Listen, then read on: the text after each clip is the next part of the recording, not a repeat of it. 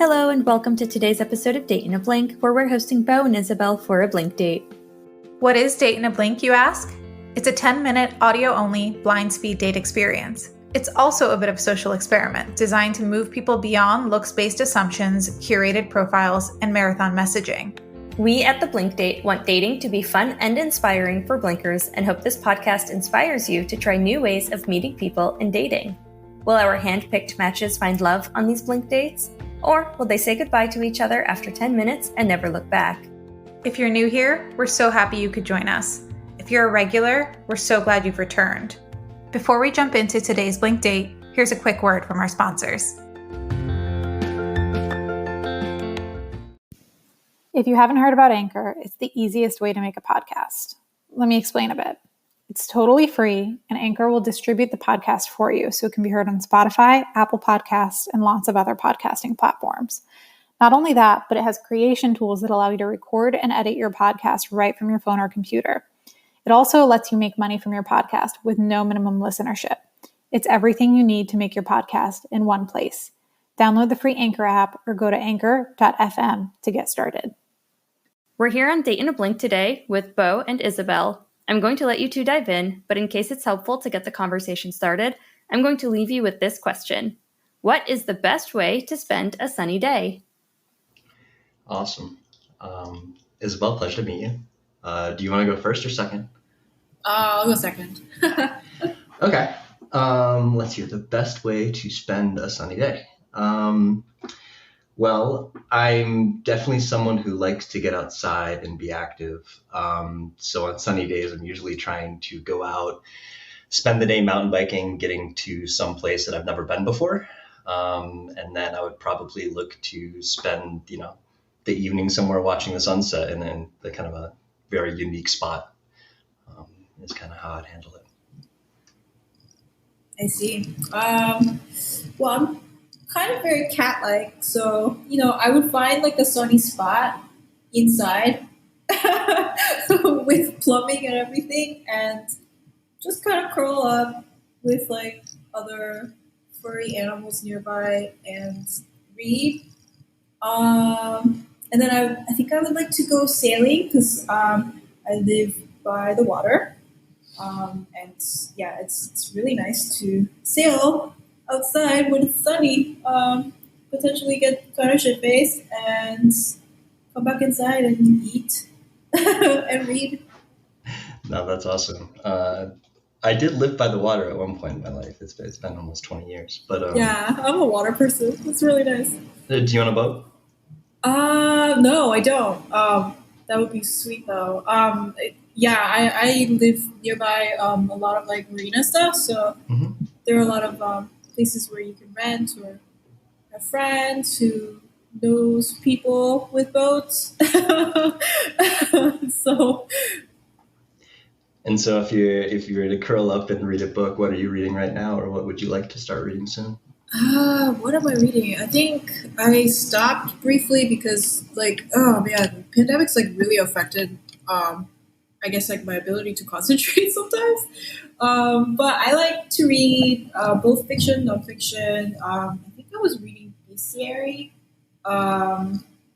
before it got too heavy, and then I was like, I can't read this right now. And then I also like to read pretty mathy books because I'm a scientist.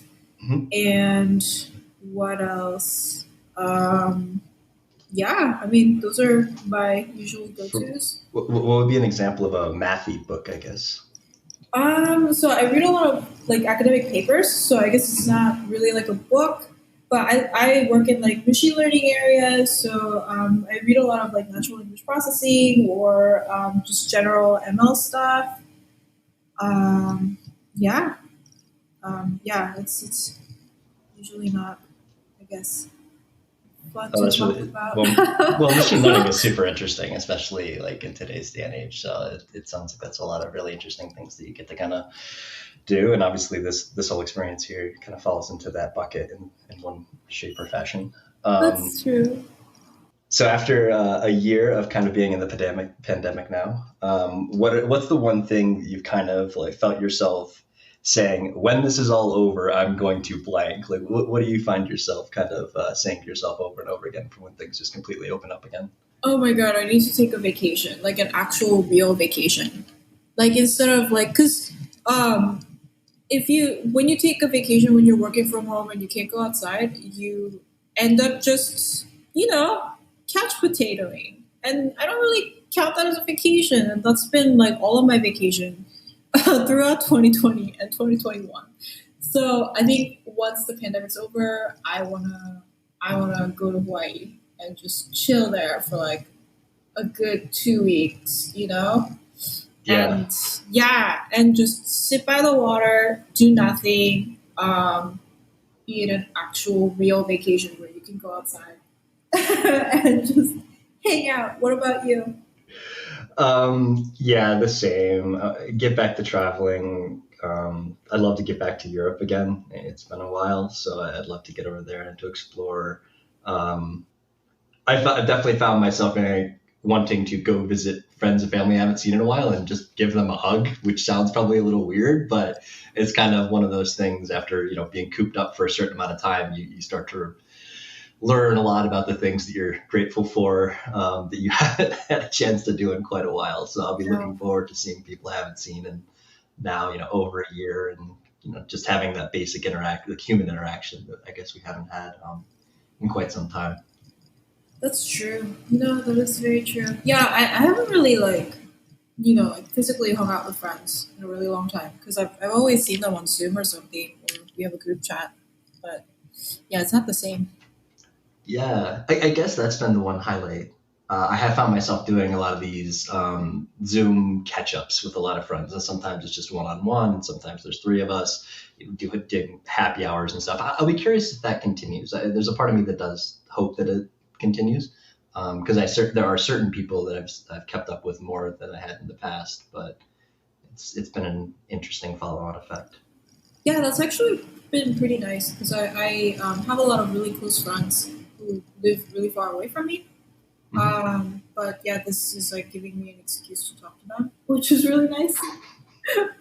It's nice. It's also kind of sad too, and I've got the same thing. Whereas, for quite a while, I was like, yeah, I should have been keeping up with these people in my life more, because the technology has been around for plenty long.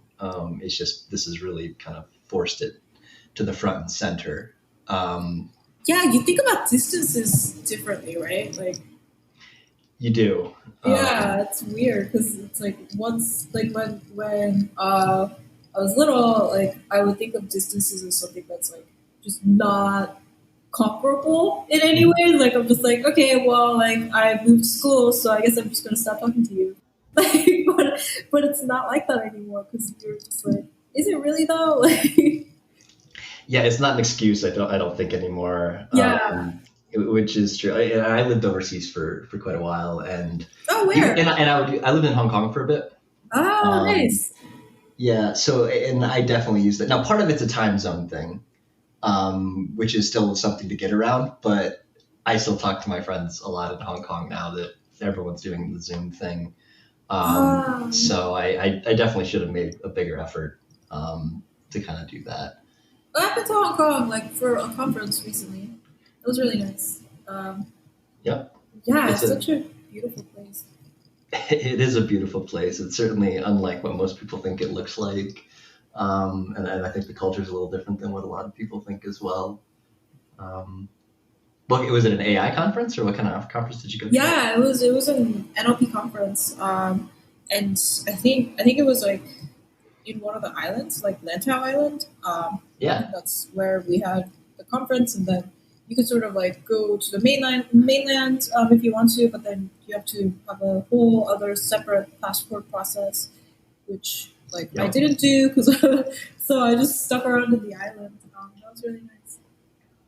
Yeah, that's awesome. Yeah, lots of hiking and seeing things. Yeah, I guess we'll get back to conference and stuff too. And oh my god, yeah, this conference. So I had a paper accepted at another conference. Yeah, and it was supposed to be at Punta Cana in Dominican Republic, and I was so excited because it was like one of those really, really competitive ones to get into.